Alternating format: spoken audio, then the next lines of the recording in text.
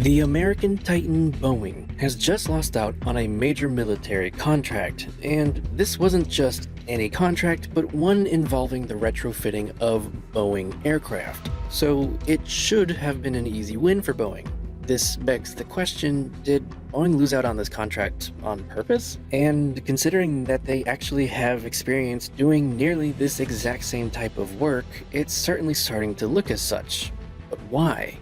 The contract in question is for the development of the Survivable Airborne Operations Center, or SAOC, meant to replace the aging fleet of E-4B Doomsday planes. These aircraft serve as airborne command posts, capable of communicating and sending commanding instructions to conventional and, of course, nuclear forces, especially and specifically during national emergencies. However, the E-4Bs have been in service since the 1970s and are due for an upgrade to meet modern technological and security requirements. So, when the US Air Force announced the SAOC project, Boeing and Sierra Nevada Corporation entered the bidding war.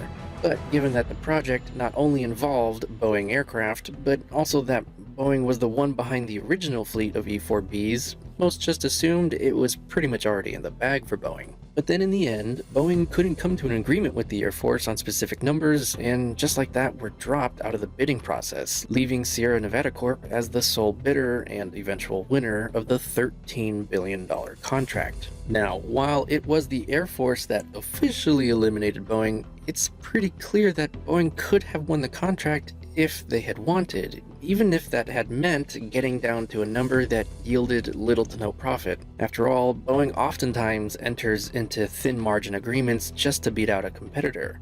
Boeing is a massive company that just isn't as price sensitive as, for example, the smaller Sierra Nevada Corp. Or perhaps that's all changed. Boeing's recent fixed-price military contracts, such as the new Air Force One and the infamous KC-46 tanker program, have been fraught with cost overruns and delays, leading to significant financial losses that not even Boeing can just sweep under the rug anymore. Let's take a look at those mishaps. Regarding the KC-46s, Boeing was awarded a nearly $5 billion contract to do the initial development and production of a small batch of 18 planes, and considering the airframe was the already in production 767, that shouldn't have been that big of a deal. But Boeing didn't just spend the $5 billion or a little over it that they were given. They ended up spending more than $10 billion on just that initial phase.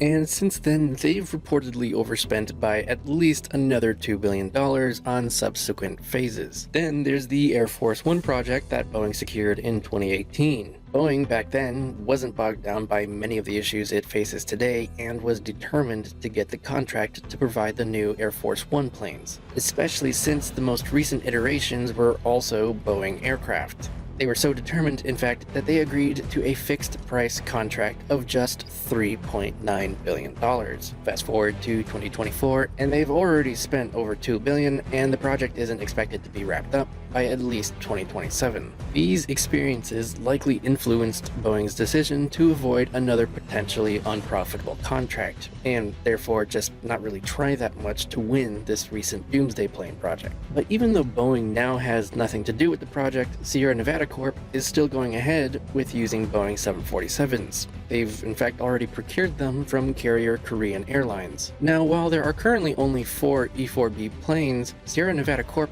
purchased 5 747s from Korean Air, and has also stated that they're able to develop even more should the Air Force like. But shifting back to Boeing, it seems like the company is now starting to take its finances and ability to do quality work much more seriously, which is exactly what Boeing needs to do considering their recent mishaps, legal battles, and financial underperformance. So instead of looking at this losing out of a massive contract as a big loss, ironically, analysts are starting to see it in a different light. Subscribe to stay up to date on all things aviation, and with that, I'll see you in the next one.